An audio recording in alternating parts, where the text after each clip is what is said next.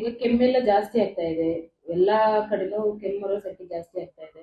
So ಏನ್ prevention measures ತಗೋಬೇಕು sir? ಏನ್ ರೀಸನ್ಗೆ ಕೆಮ್ಮು ಜಾಸ್ತಿ ಆಗ್ತಾ ಇದೆ? ನಮಸ್ಕಾರ, ಡಾಕ್ಟರ್ ರಾಜ ಮೆಡಿಕವರ್ ಹಾಸ್ಪಿಟಲ್ ಬೆಂಗಳೂರು.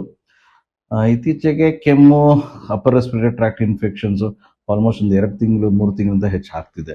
ಮೇನ್ ರೀಸನ್ಸ್ ನೋಡಿದ್ರೆ ಫಸ್ಟ್ ಚೇಂಜ್ ಇನ್ ವೆದರ್. ಇಷ್ಟೊಂದು ವೆದರ್ ಚೇಂಜಸ್ ಬದಲಾವಣೆ ಆಗಿರೋದ್ರಿಂದ majority of the viruses bacteria environment ನಲ್ಲಿ ಗ್ರೋತ್ ಚೆನ್ನಾಗಿ ಆಗ್ತಿದೆ. It is very much available in the environment.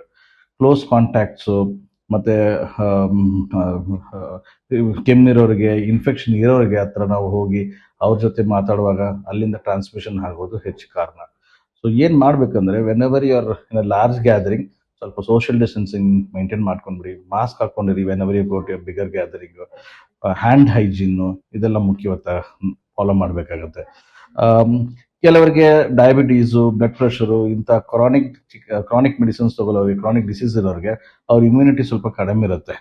ಅಂಥವರಿಗೆ ಸ್ವಲ್ಪ ಫ್ಲೂ ಶಾಟ್ ಅಂತ ವ್ಯಾಕ್ಸಿನ್ ಬರುತ್ತೆ, ಫ್ಲೂ ವ್ಯಾಕ್ಸಿನು, ನಿಮೋನಿಯಾ ವ್ಯಾಕ್ಸಿನು, ಈ ಥರ ಎಲ್ಲ ವ್ಯಾಕ್ಸಿನ್ ತಗೊಂಡ್ರೆ ಈ ಥರ ಇನ್ಫೆಕ್ಷನ್ ಬರೋದನ್ನು ನಾವು ತಡಿಬಹುದು.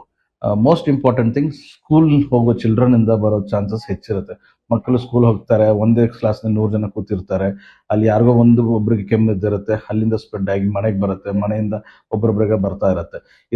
ಇದು ಕರ್ಟೈಲ್ ಮಾಡಬೇಕಂದ್ರೆ ವಿಂಡೋ ಟ್ರೀಟ್ಮೆಂಟ್. ನಿಮ್ಮ ಮನೇಲಿ ಯಾರಿಗಾದ್ರು ಒಬ್ರಿಗೆ ಬಂದ್ರೆ ಎಲ್ಲರಿಗೂ ಬರೋ ಚಾನ್ಸಸ್ ಹೆಚ್ಚಿರುತ್ತೆ. ಎಲ್ಲರೂ ಡಾಕ್ಟರ್ ಹತ್ರ ನೋಡಿ ಅದು ಇನ್ಫೆಕ್ಷನ್ ಬ್ಯಾಕ್ಟೀರಿಯಲ್ ವೈರಲ್ ನೋಡ್ಬಿಟ್ಟು ಅದನ್ನ ಪ್ರಕಾರ ಮಾತ್ರೆ ತಗೊಂಡು ಕರೆಂಟ್ ಇನ್ಫೆಕ್ಷನ್ ಅನ್ನು ಕ್ಲಿಯರ್ ಮಾಡಿ ತಿರ್ಗಾ ಬರಬಾರ್ದು ಅಂತಕ್ಕೆ ಏನೇನು ಪ್ರಿಕಾಷನ್ಸ್ ತಗೋಬೇಕು ಅದೆಲ್ಲ ತಗೊಂಡ್ರೆ ನಿಮ್ಗೆ ಈ ತರ ಬರೋ ಚಾನ್ಸಸ್ ಕಡಿಮೆ ಆಗುತ್ತೆ.